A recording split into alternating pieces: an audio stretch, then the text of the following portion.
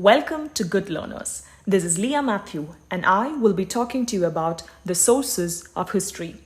Understanding the sources of history is the very first step to be able to imagine and speculate about the contemporary events. It is vital to read and interpret references related to history. And I hope by the end of this video, you guys will have a foolproof idea about the same. We've studied the history of ancient, medieval, and modern India. And now we will be concentrating on the history of India in the post-independence era. We can study history with the help of various sources like written sources, material sources, oral sources, and sources in the audio-visual medium. In the modern period, we have to take note of various sources at the regional, state, national, as well as the international level. We can write history with the help of these sources. Now, let's have a look at what comprises of written sources.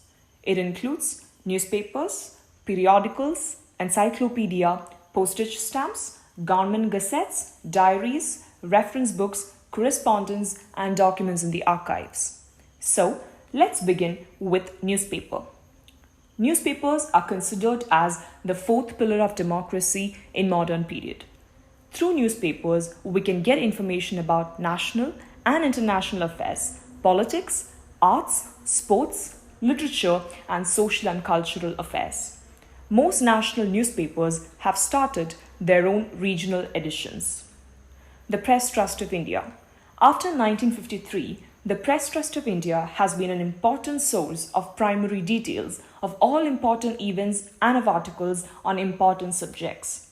The PTI has provided reports, photographs, and articles on financial and scientific issues to newspapers and has now started its online service. During the 1990s, PTI started using the satellite broadcast technology instead of teleprinters to send news all over the country. This material is very important for writing the history of modern India. Postage stamps. The postage stamps don't reveal anything on their own. Yet, a historian makes them speak. Postage stamps reveal a lot to us about changing times due to the variety in the sizes of the stamps, the novelty in their subjects and color schemes. The Postal Department issues postage stamps on a wide variety of themes like political leaders, flowers, animals, birds, and events. It is therefore a very valuable repository of history.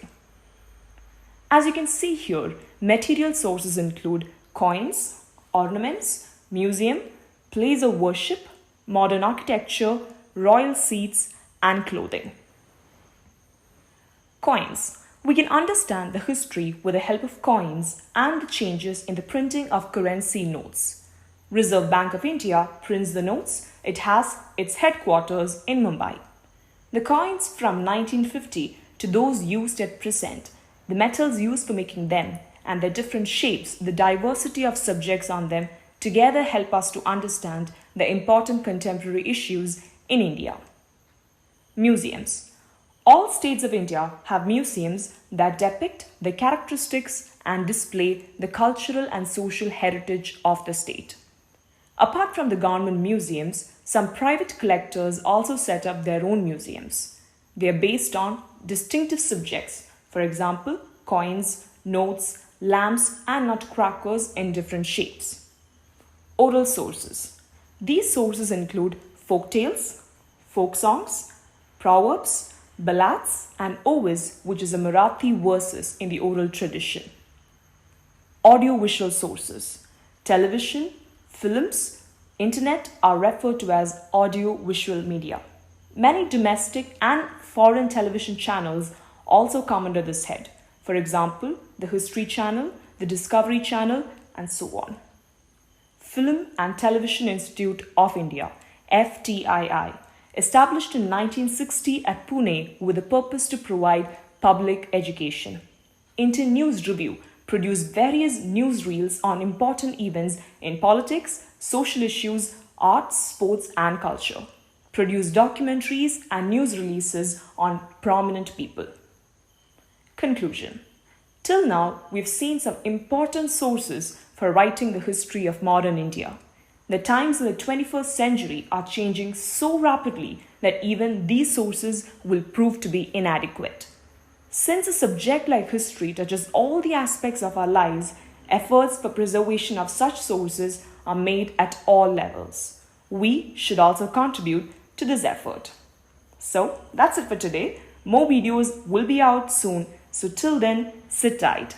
Thank you all for listening and please do like, share and subscribe.